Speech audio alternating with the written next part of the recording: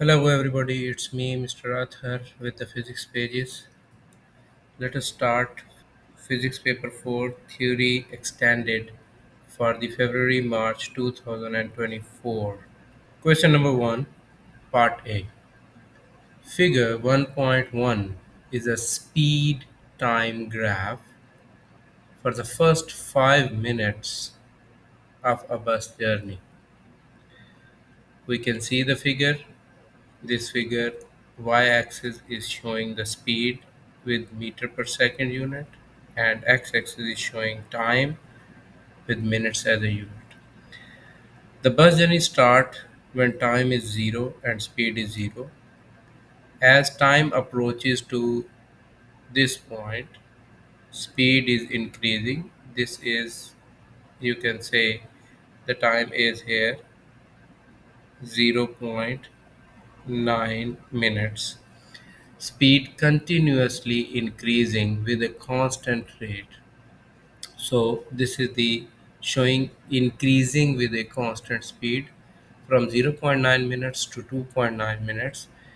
Its speed is constant. So here I will write constant speed. It's not changing. Whereas for the first 0.9 minutes, speed increasing at constant rate, speed increasing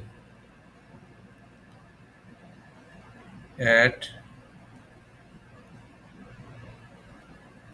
constant rate, mean with a constant acceleration, so you can say it has an acceleration. So this is accelerating. When time starts from 2.9 minutes to 3.5 minutes, speed is decreasing. That was a constant speed of you can say the units here. Every small box on y-axis is showing 0.25. So this will be 9.5 meter per second. So it was constant from 9.5 to 0 at 3.5. So this is speed decreasing at a constant rate, speed decreasing at constant rate. You can say this is decelerating,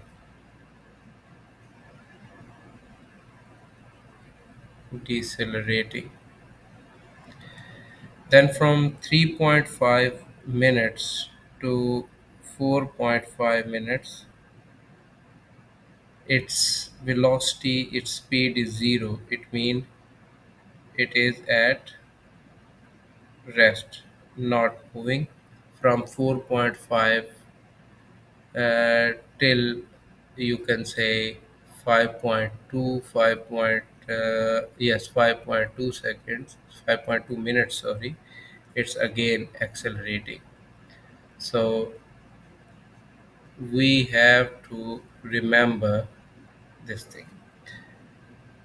Getting back to the question, describe the motion between time 0.90 minutes to 2.9 minutes. If I look at the graph, I can see from zero point 0.9 this point till 2.9, its speed is 9.5 meter per second and constantly moving at the same speed. So you can say speed is not changing, speed is constant. Or we can also say acceleration is 0 as speed is not changing. So here I will write speed is constant. Speed is constant, not changing speed. From t 2.9 minutes to 3.5 5 minutes, 2.9 minutes at this point till 3.5 minutes. Speed is decreasing at constant rate. I said it is decelerating, so we can say speed is decreasing, decreasing at constant rate. So I can also say that this is decelerating, decelerating. From 3.5 minutes to 2.5 minutes, this is this one where I wrote is not moving, or it is at rest or not moving. Part B. Another bus travels at a speed of 8.9 meters per second. The brakes apply a constant force and the bus stops in a distance of 23 meters. The bus has a mass of 18,000 kilograms. Calculate the kinetic energy of the bus before the brakes are applied. This is very important point. Before the brakes are applied. So when before we talk about its speed was 8.9 meter per second, and we know that initial speed you can say u or v. So we know that the equation for the kinetic energy ek is equal to half times mass times speed square. Half mv square is the initial equation. Now just substituting the values, we can get the kinetic energy ek is equal to half, and mass is 18,000 kilogram into speed of 8.9 meter per second squared. 712,890, and the unit for the energy is joule. So we can write it as approximately in two significant figures 710,000 joule. But if I want to convert it into kilojoule, I will divide it by 1000. So when I divide by 1000 to convert into kilojoule, so divide by 1000, so it will give me 710 kilojoule. So both of these answers are right. So I can specifically write in kilojoule because it's more appealing for me. Calculate the force applied to stop the bus. We are going to find the force. We know that kinetic energy is 710,000 joules, and the distance traveled is 23 meter during this. So to find force, we can use the equation of the work done, because energy and the work done are considered same. So we have a definition of the work done. W is equal to force times the distance. So force will be equal to energy or work done divided by the distance traveled. So force to stop the bus is 710,000 joule over 23 meter. This is 30,870 Newton. That is approximate to 31,000 Newton, and if I divide by 1000 it will be in kilonewton, so it will considered as 31 kilonewton. Here I would like to mention how this unit Newton is working here. We know that we have two units joules per meter, and joule is always equal to Newton times meter over meter, that gives us Newton. So the unit of force is Newton, as you found here. Question number 2, Part A, Define impulse. We know that impulse is when a large force acts on an object for a very short time. We can also say impulse is the change in momentum. I can write in many ways. First of all, I would like to write impulse is large force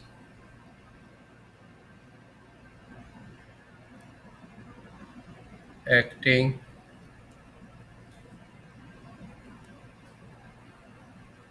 on an object for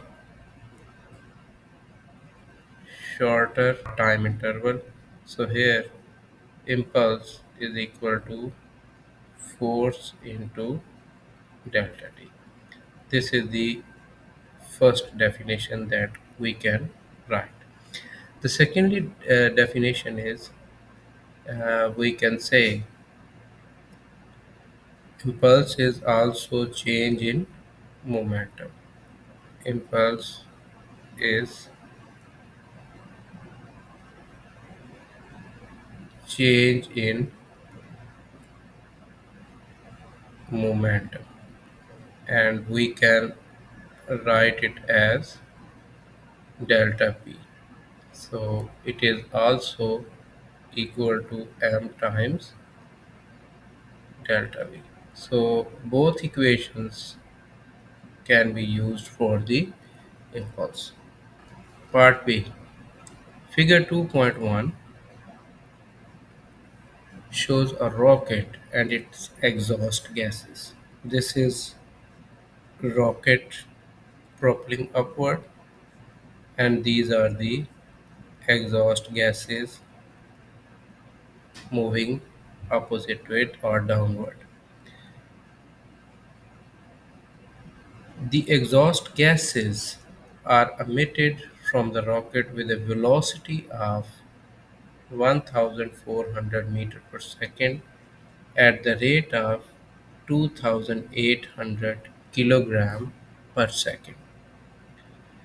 Here I would like to mention this is velocity that we usually represent by v.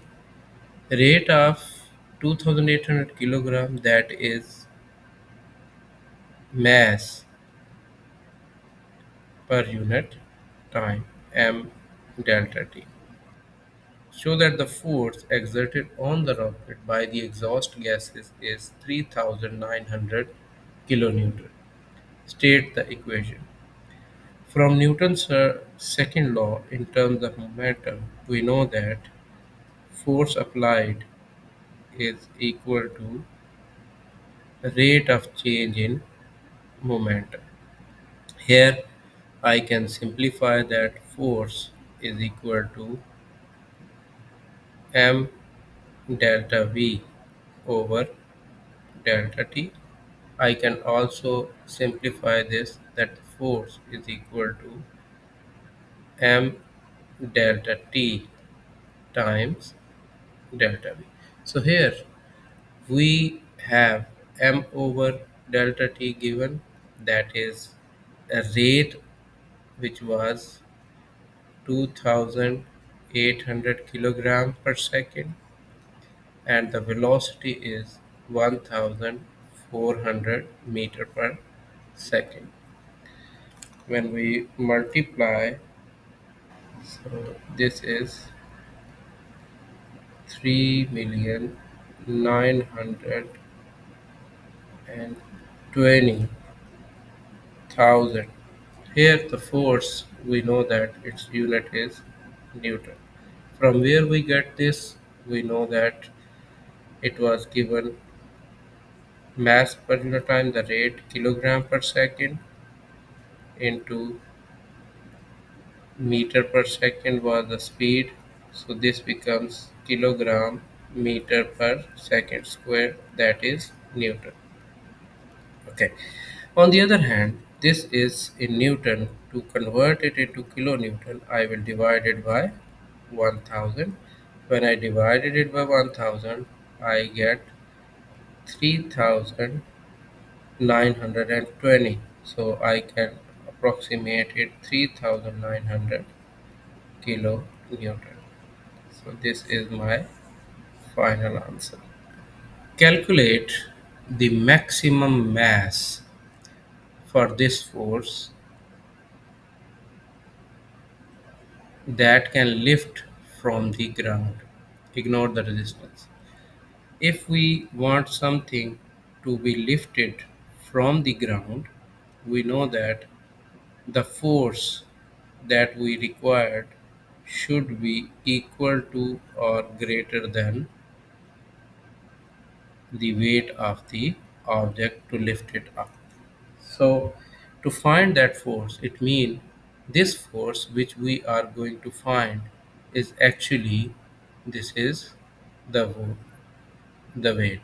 So, force we are talking about is weight of the object, and we know that weight is equal to mass time Earth's gravitational strength. Here we are asked to find the maximum mass. So from this triangle we can say force is equal to mass times gravity. So mass is equal to force over gravity. So I can say mass is equal to force over gravity. So force we found was 3,900,000 Newton over 9.8 Newton per kilogram. This is Newton and this is Newton per kilogram. I can get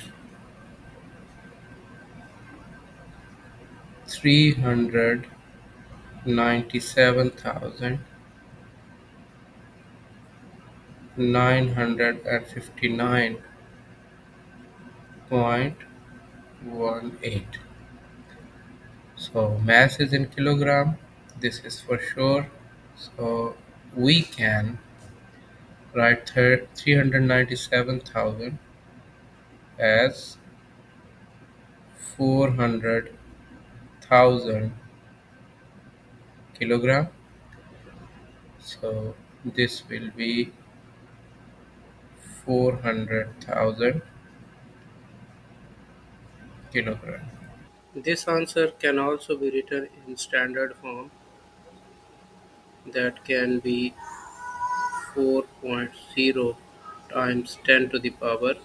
We know that decimal will move from this position to this position, that is 10 to the power 5 kilogram. So I can also write 4.0 times 10 to the power 5 kilogram. Question number 3, part A. A car has a weight of 13,000 Newton. The car is supported by four tires.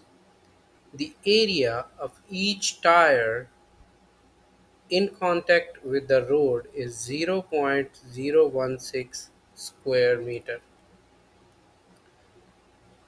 Calculate the pressure on the road due to the weight of the car. We know that pressure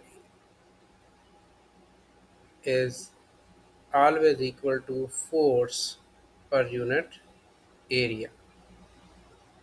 And here, if you know the force is the weight, so this weight is actually force. So when we are going to find pressure, we can just simply say that pressure is force divided by area, or weight divided by area. Substituting the values, I can get pressure is equal to weight of 13,000 Newton over area of each tire is 0.016. But we know that car is supported by four tires. So when we are going to calculate total area of four tires, we need to multiply it by 4. So here we can get simply pressure is equal to 203,125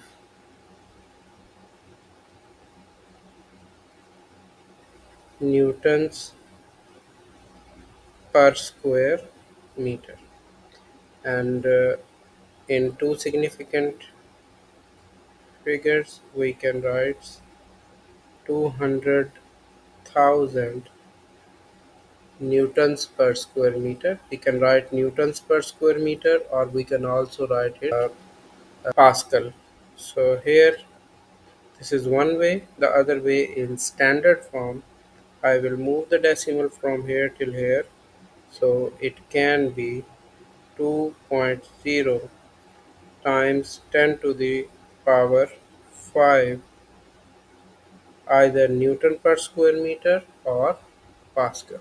So this is just to remember that Newton per square meter is equal to Pascals, and Pascal is denoted by Pa.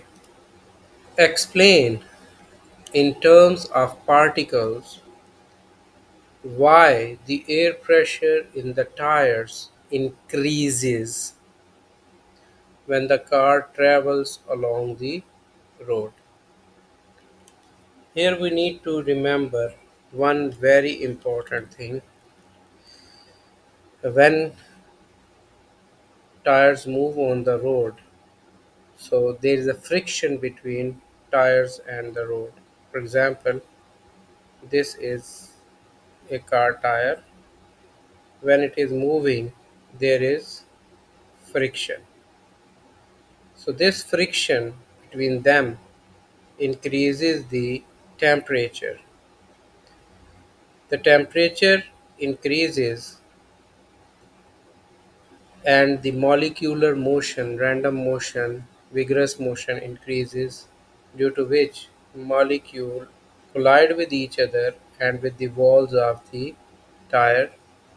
due to which their momentum changes, and this change in momentum per unit time applies the force, and we know that force per unit area is called pressure.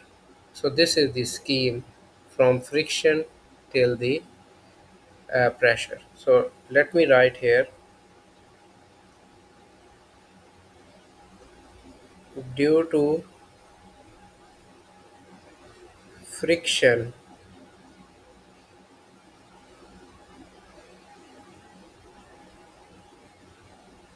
between tires and road, temperature of air inside tire increases. Inside tires increases. That increases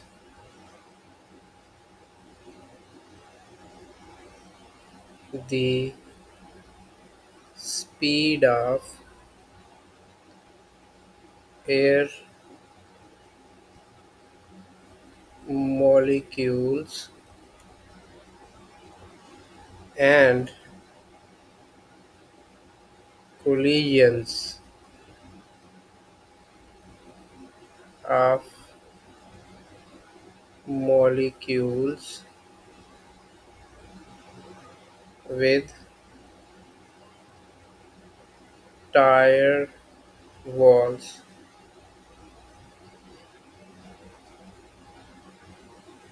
A change in momentum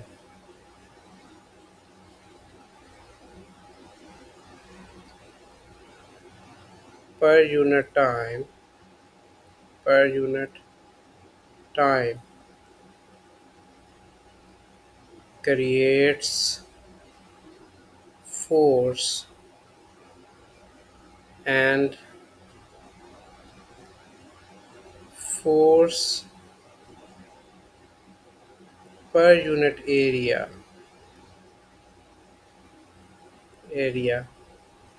is the cause of pressure,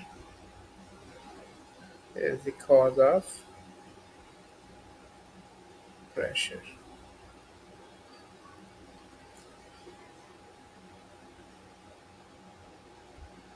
A gas cylinder contains helium gas at pressure of 2.0 times 10 to the power 6 pascals.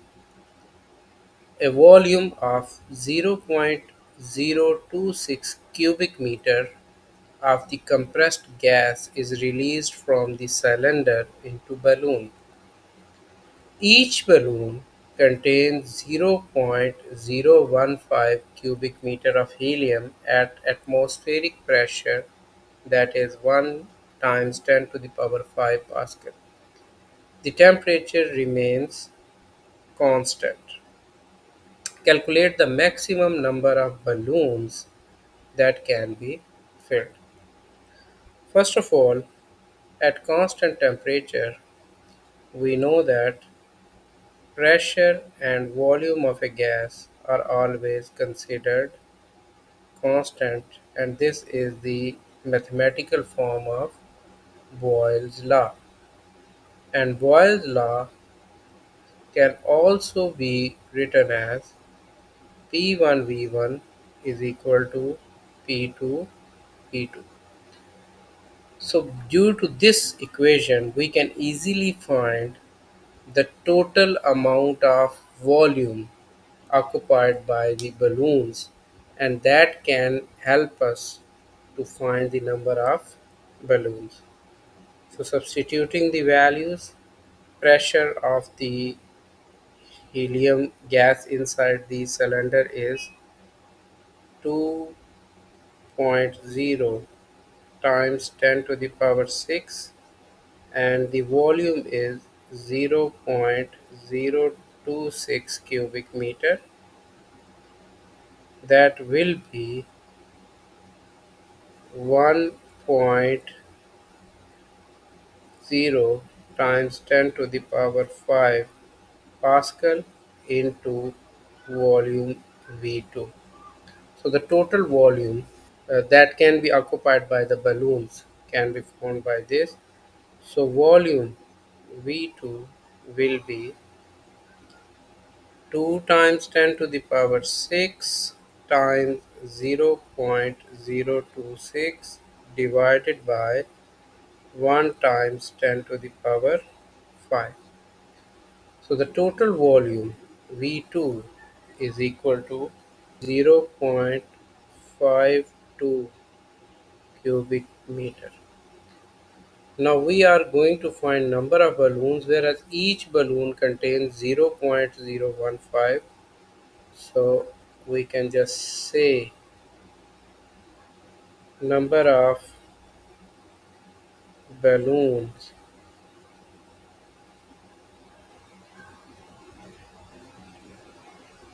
total volume of gas over volume occupied by each balloon.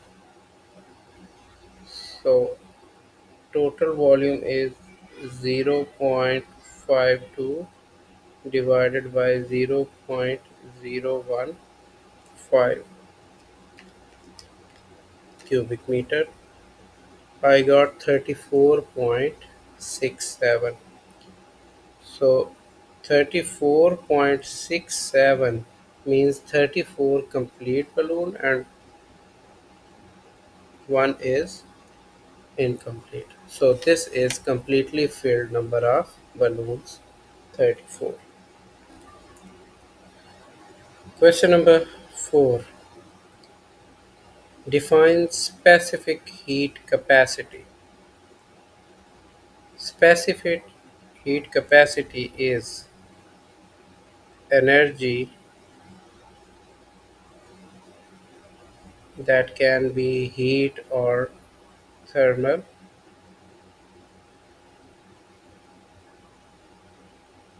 transferred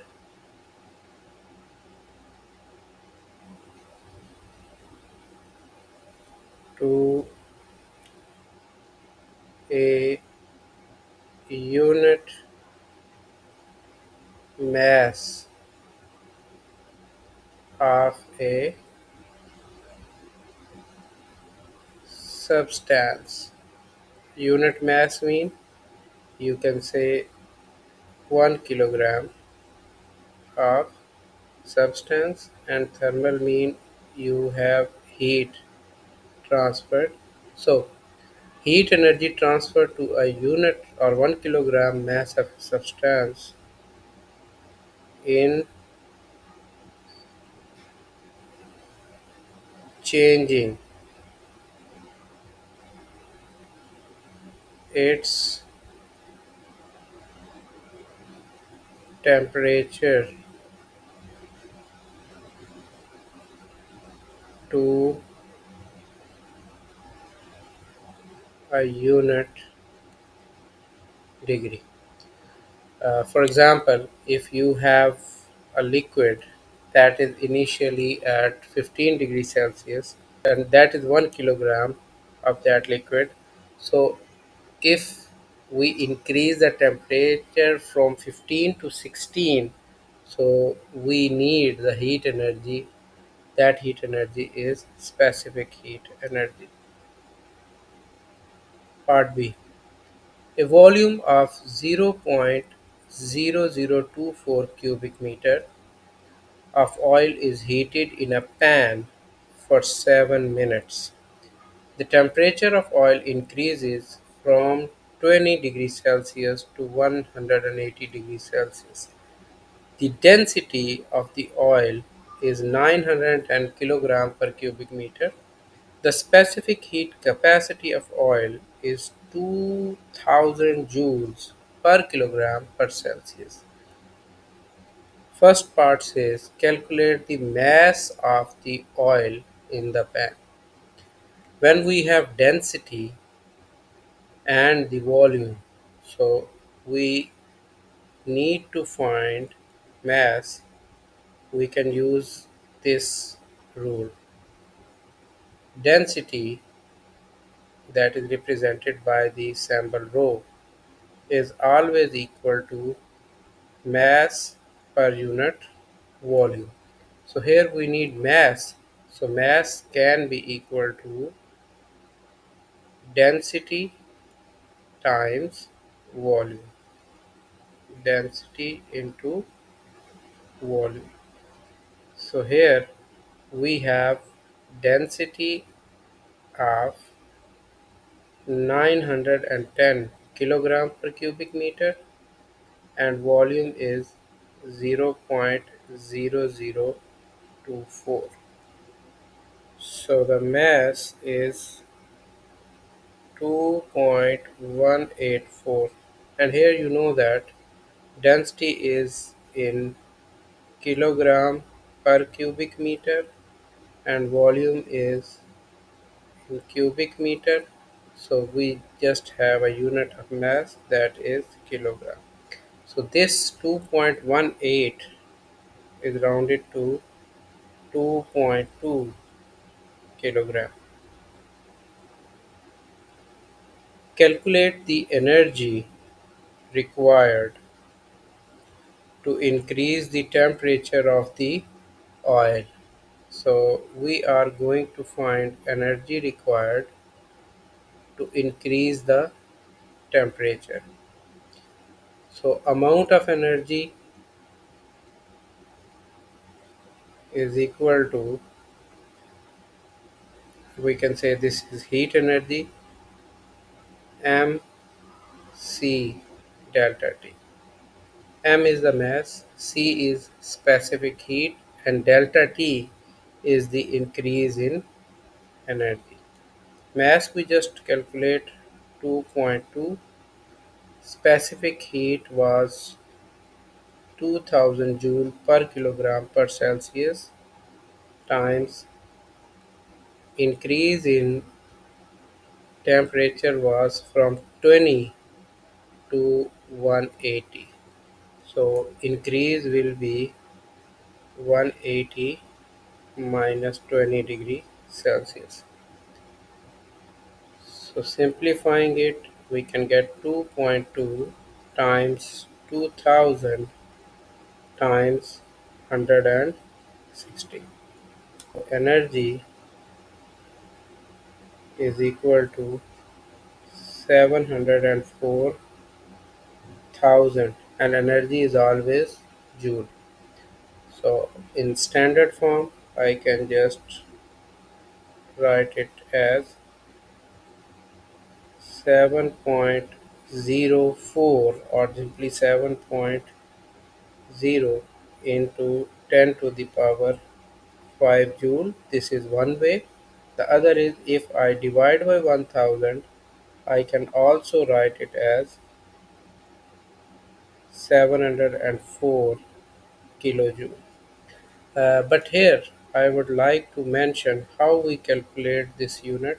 You know the mass unit is kilogram. The unit of mass was kilogram. Specific heat was joule per kilogram per Celsius and temperature was Celsius. So kilogram and kilogram, Celsius with Celsius cancelled. We just got joule here. Calculate the power required to supply the energy calculated in the previous part. Now it comes to the power. For finding the power, we know that power is energy transferred per unit time. So we just need power is equal to thermal energy transferred in time taken. So thermal energy transferred was 704,000 joules, and time, if I am not wrong, was 7 minutes. Yes, it is 7 minutes, and we will convert it into seconds. So 7 times 60 is now in second. So joules, and this is second. 1676.2 joules per second.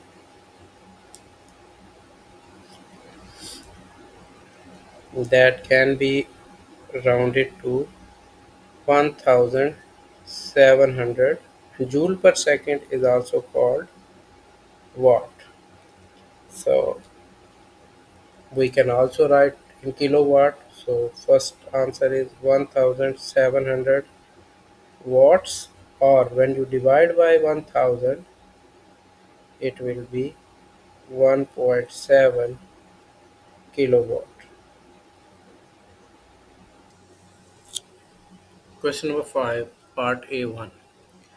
Table 5.1 shows applications of regions of electromagnetic spectrum. Complete the second column of the table with the region of the electromagnetic spectrum used in each application. Choose from the regions in the list: gamma rays, infrared, microwave, radio waves, ultraviolet. So here we have application and regions of electromagnetic spectrum. Cancer treatment is gamma rays.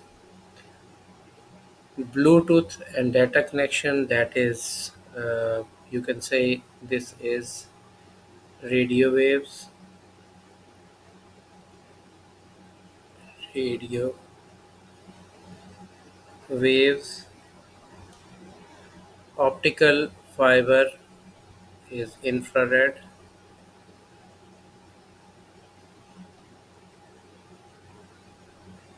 Security marking, that is ultraviolet.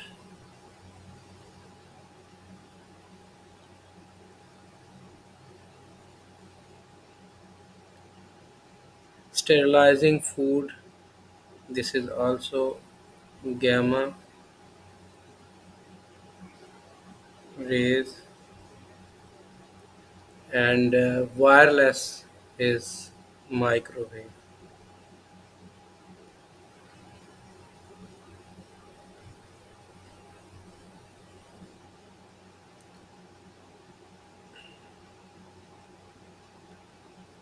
Straight, the approximate speed of radio wave. Radio wave are like the light wave, they move with the speed of the light. Approximate speed is 300 million meters per second. We can also say that 3.0 into 10 to the power 8 meter per second. But when we are asked to find almost exact, so this will be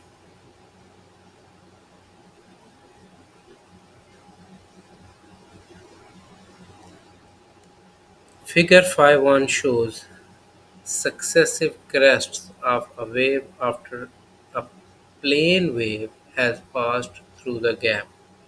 So this is the phenomena called diffraction of waves, in which plane wave fronts change their path after passing through a gap.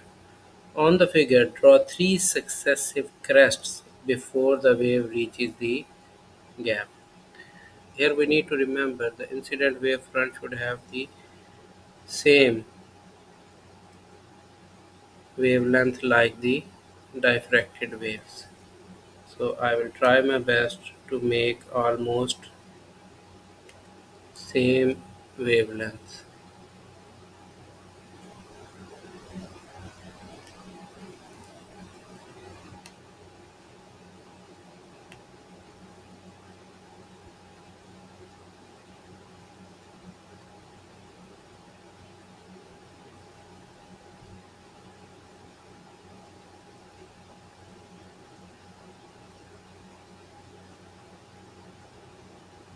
Incident wavefronts.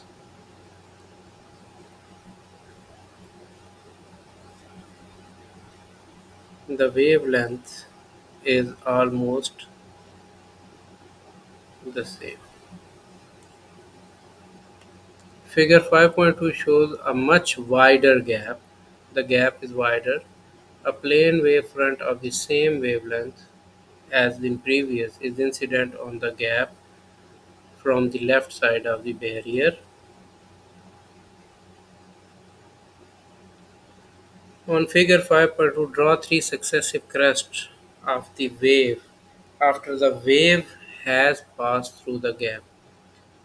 So let me try to give you the incident wavefront first.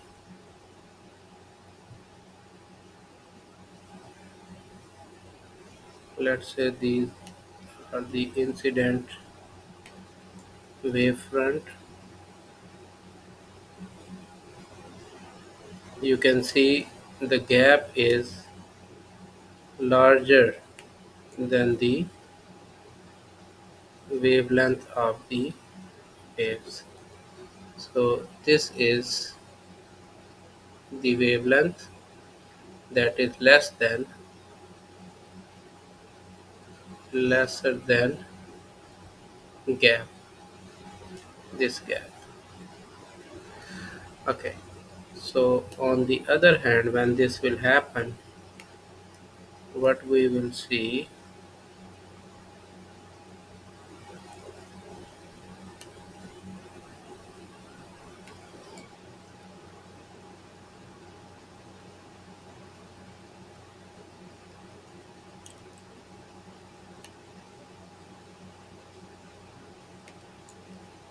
we will see a diffraction pattern in which the waves are passing almost straight, but there will be a very minor turn at the end.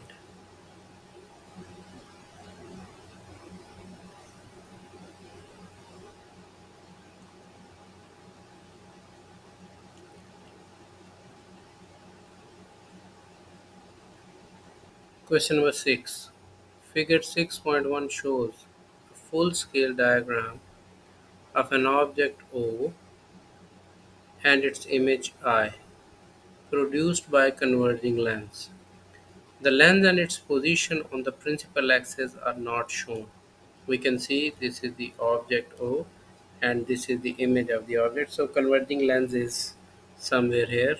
We don't know its position and location.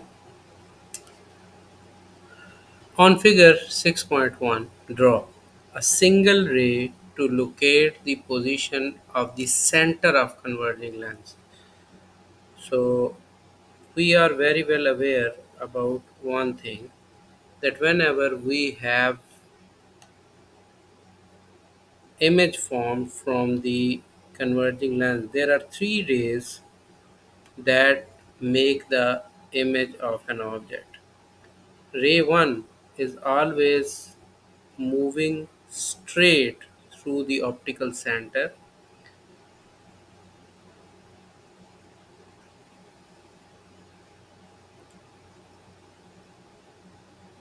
This is ray 1, and the point where it is passing through the principal axis is this one. So this point I should draw with the red. This is the point. So this ray is going straight. So this is optical center. Secondly, a line to represent the position of the lens and label it L. Lens is positioned here somewhere.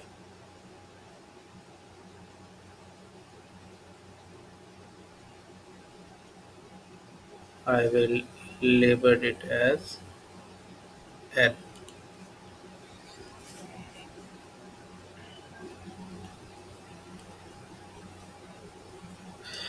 Part B says determine the focal length of the lens by drawing another ray on figure 6.1.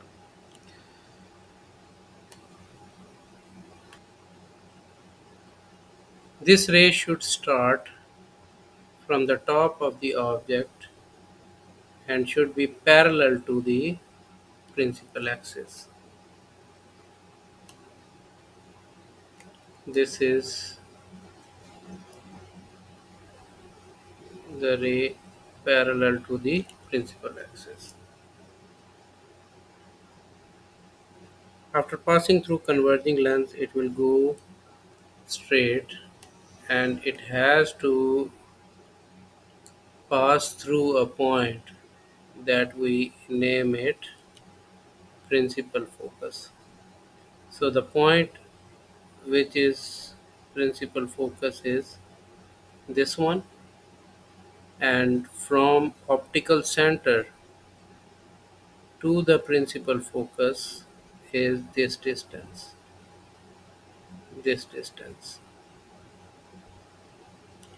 and this one on measurement is 2.1 centimeter.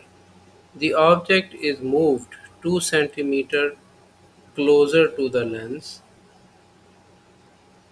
So when it is closer to the lens, it means it is in between optical center and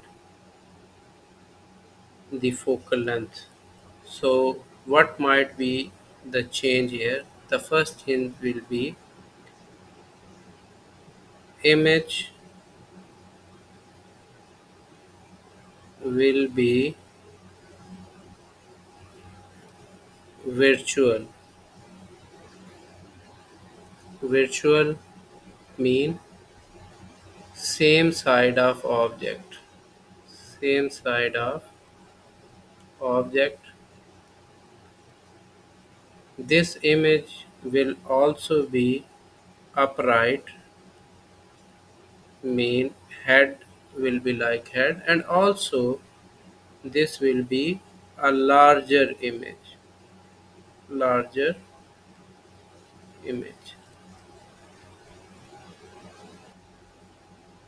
Question number 7, part A. Draw the circuit symbol for a potential divider. Usually a potential divider is having a symbol like resistor, only we have one arrow to show the divider. Figure 7.1 shows a circuit. In this one, 6 volt is the battery voltage, that is input voltage. R out, that shows output voltage V out, is 1 kilo ohm, whereas this variable resistor R has a value of 3 kilo ohm. So I should mention here 3.0 kilo ohm. Now the question says calculate the V out. We are asked to find V out. As it is clear that this is a series circuit, so we know that the total resistance is the sum of the resistances. So we can just simply say if I want the total resistance, it will be R out plus R, that is 3 plus 1, 4.0 kilo ohm. Now voltage is directly proportional to the resistance, so we can just simply say V out will be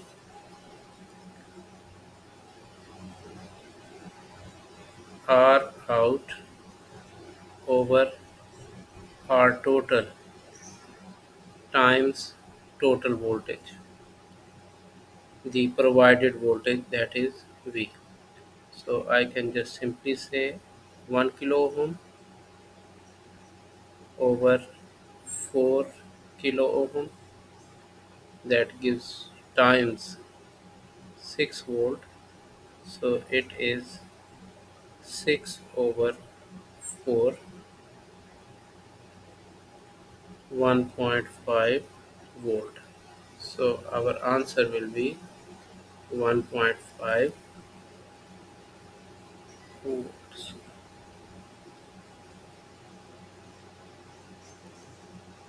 The value of R is adjusted until the current in the circuit is 1.7 milliampere. Calculate the total charge flowing through the circuit in 300 seconds. We know by the definition of the current. Current is equal to charge flown per unit time. So here we are going to find the charge Q is equal to current into time.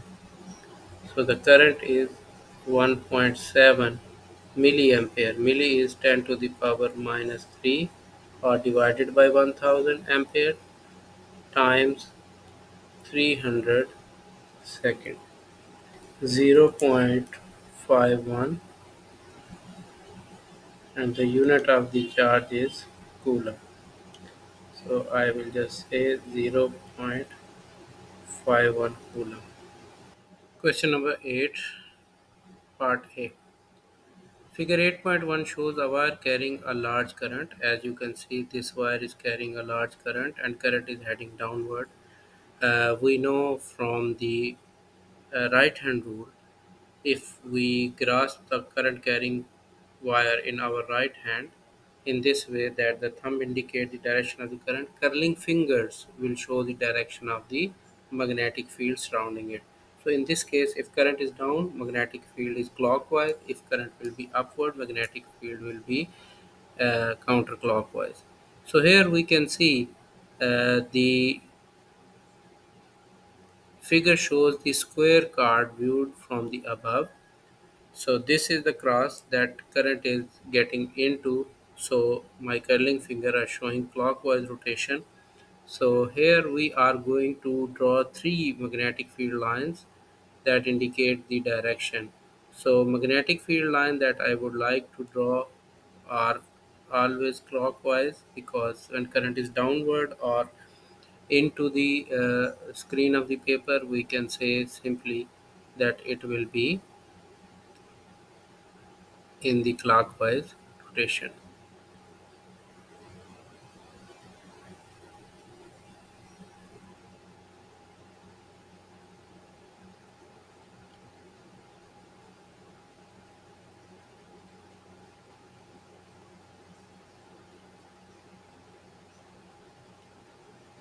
The arrows are showing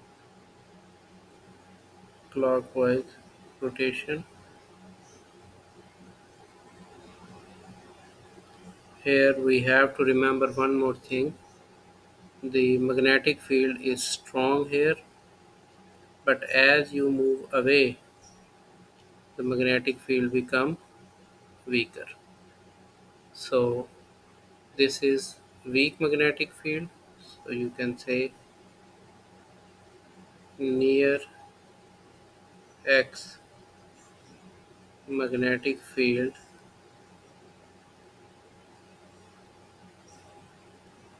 is strong.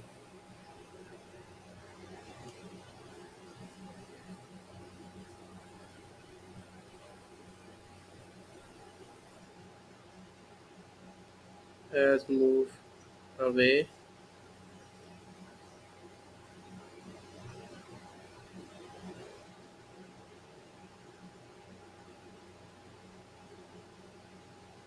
it becomes weaker.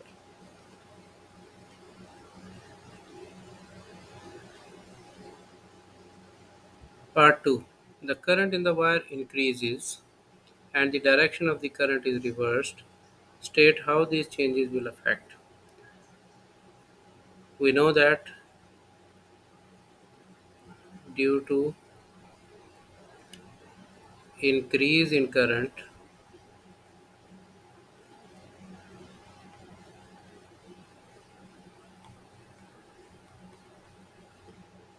magnetic field strength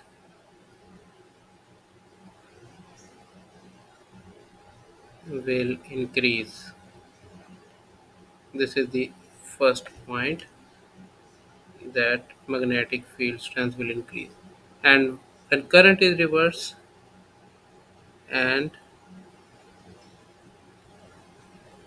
reversing current will change direction of magnetic field to counterclockwise.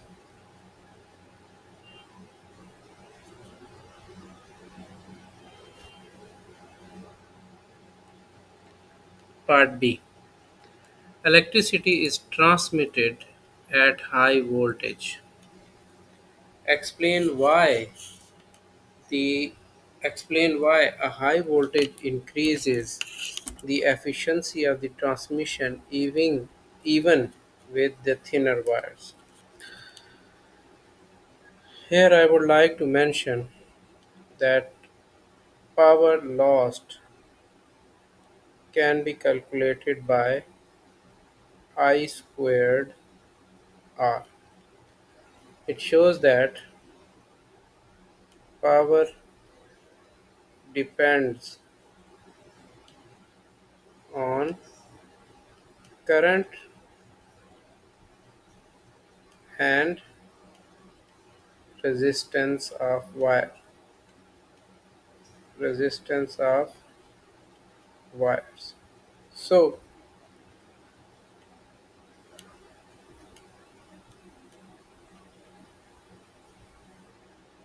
high high voltage means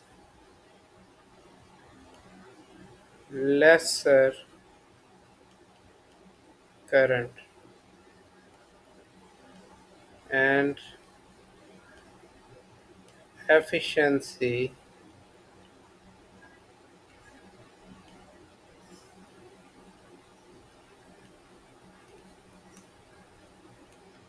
doesn't affect or remain same. Even at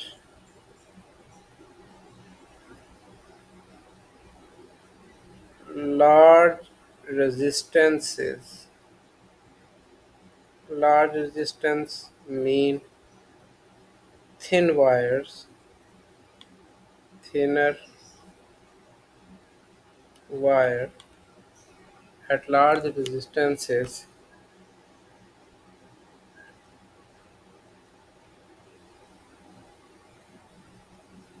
current squared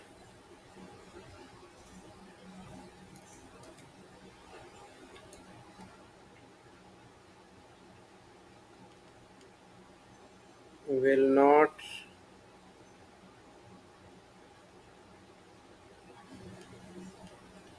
will have more impact on efficiency than resistance.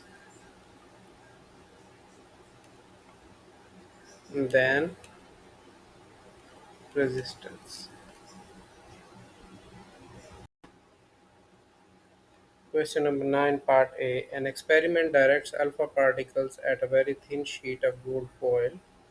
Most of the alpha particles pass through the thin foil in a straight line.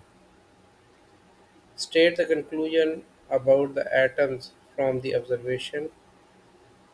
In gold foil experiment, we saw that if this is the gold atom, when alpha particle were passing straight like this, so most of them are passing straight. It shows that atom has mostly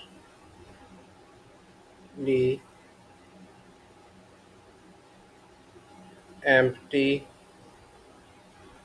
part. So atom is actually empty most of the time. Part 2. Some of the alpha particles are deflected through less than 90 degree, and some are deflected through 180 degree. So here some, this is nucleus, some passes close to the nucleus. These particles you can see are deflected. So we can see that uh, nucleus is nucleus is positively charged. So nucleus is positively charged. So what happens because of this?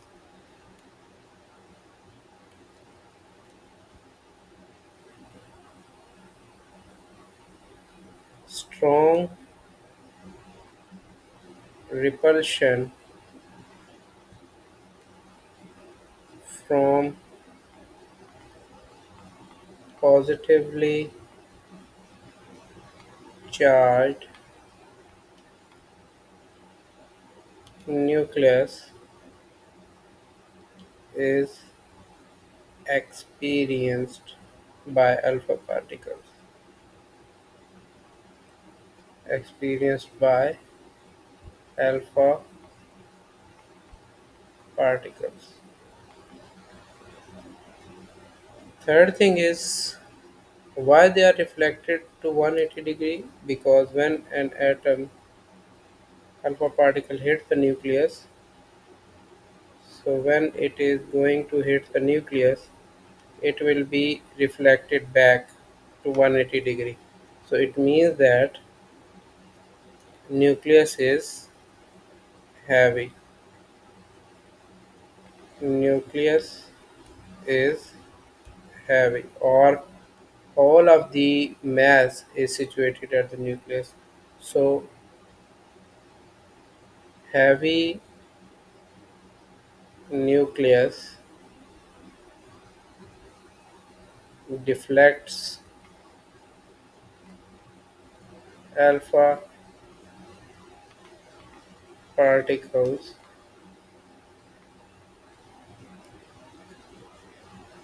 back to their original path, that is 180 degree. 180 degree. We can say nucleus is heavy, or whole mass situated as nucleus. Mass situated at center. So when they are hitting at the center, so it will be deflection shown. Part B. A source contains a radioactive isotope of strontium. This isotope decays by emission of beta particle.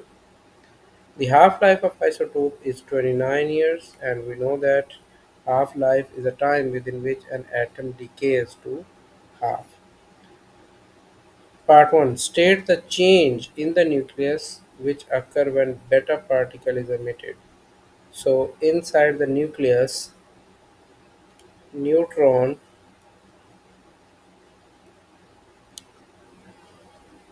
converts into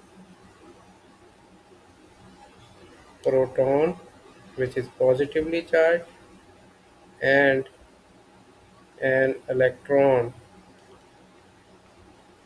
that is beta particle, and it goes out of the nucleus.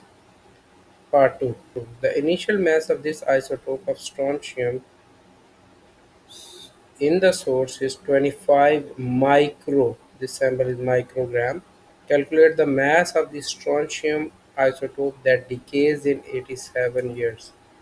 So 87 years mean half lifetime for the strontium is 29 years. So number of half-lives, we can find number of half-lives are 87 divided by 29. We got 3 half-lives. So in each half-life, so after first half-life, first H half, it will be converted from 25 to 12.5 microgram. After second half-life, it will be converted from 12.5 to 6.25 microgram, and after third half-life, the remaining atom will be 3.125 microgram. So this is our remaining isotope mass, 3.125. So we can just simply say the amount of strontium that decayed. So decayed amount was 25 minus 3.125, that is approximately, you can say 25 minus 3, that is 22 microgram. So we can just simply say 22 microgram because it was 21.9. So this was 21.9. So that is approximated to 22 microgram. Question number 10, part A. Figure 10.1 represents different positions from A to H of the moon as it rotates around the earth. First of all, we need to understand this. The sun is on the right side, this is the earth, and these are the different positions of the moon. First of all, we know that when sunlight falls, half of the moon facing the sun is bright and half goes dark. So if I try to draw, I can just simply say that these are the dark parts of the moon because light is from the right side, so moon's dark part can be seen. Sometimes we cannot see the dark part of the moon. Okay, this is the situation here. Now coming back to the question. State the position of the moon where the observer on the earth sees a quarter moon and a full moon. Let me get back to the point again. The observer is, let's say, here. This is the observer. This is observer. When observer is watching at the moon, this one is from this point of view. It's a no visible moon here. At this portion, the person can see this part, or at E, he can see this part. So you can see this is a dark portion and this is a brighter portion. So he can see 1/4 of the moon. And same thing here, he can observe 1/4 of the moon. When it comes to this point, so he can observe here a full moon. So now the question is, state the position where the observer can see the quarter moon. As I showed you earlier on, the observer can see the quarter moon either at position A or E. Full moon at position G.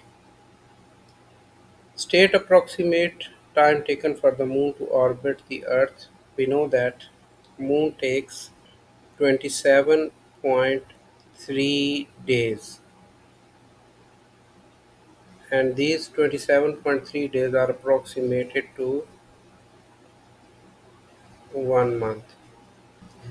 The average distance of the earth from the sun is 1.5 times 10 to the power 8 kilometers.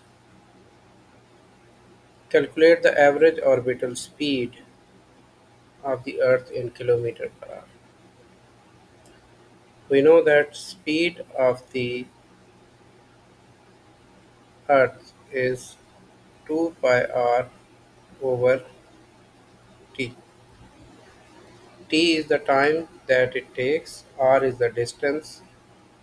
So here we need in kilometer per hour, so I will keep the units in kilometers and hours.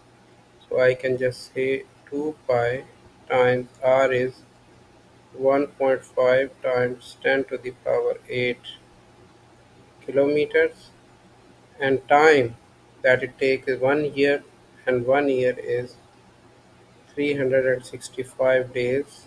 Each day is equal to 24 hours. So this is kilometer per hour. It gives me 107,589 kilometers per hour. So I can approximate it to 108,000 kilometer per hour, or I can just simply say 1.08 times 10 to the power 5 kilometer per hour. So I can write any of these: 1.08 into 10 to the power 5 kilometer per hour, or 108,000 kilometer per hour. This answer can also be uh, written as, this is 108,000, that can be approximated to 110,000 kilometer per hour. So 110,000 is better answer because it is in two significant figures, and also this one will be 1.1 times 10 to the power 5. The speed of the light in vacuum is 3 times 10 to the power 8 meter per second. Calculate the time taken for light from the sun to reach the earth. So we know that speed v is equal to distance s divided by the time. So if I need to find the time t, it will be distance s over speed v. We have speed and we also have the time. We also have the distance, 1.5 into 10 to the power 8. So I can just simply say 1.5 times 10 to the power 8 kilometers, and here speed is 3 into 10 to the power 8 meters per second. So first I need to convert these kilometers into meters, so I will multiply by 1000. So now this kilometer is cancelled into meters. It's 500, and the unit, if you focus on them, meter is cancelled. So this is 500 seconds. Question number 11. State the condition required for a protostar to become a stable star. For this, the condition is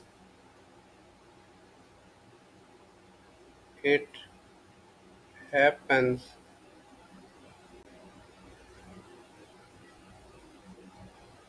when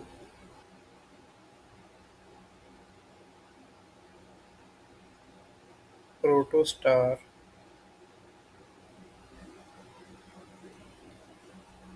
acquires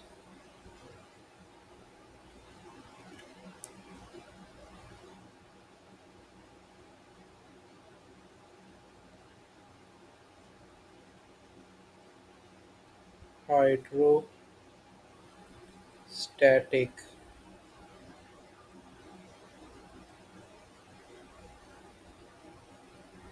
equilibrium. How this happens? When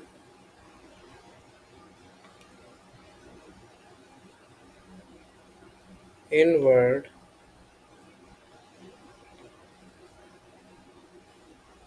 gravitational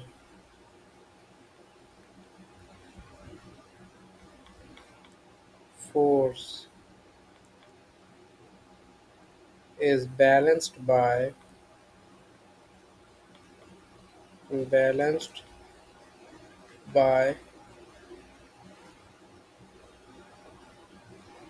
outward force caused by nuclear nuclear fusion reactions.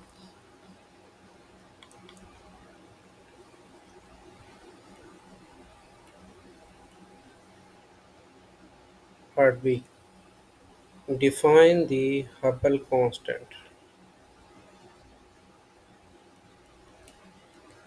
Hubble constant is denoted by symbol HO, and mathematically we know that HO is equal to V over D.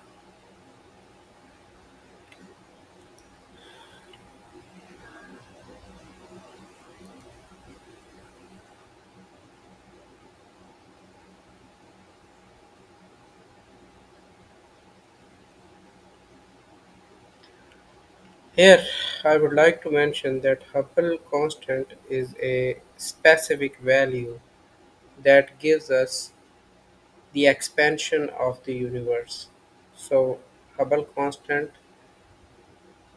is the what you call calculation of how much the Earth is, this universe is expanding. So here we can say it is ratio of speed of galaxies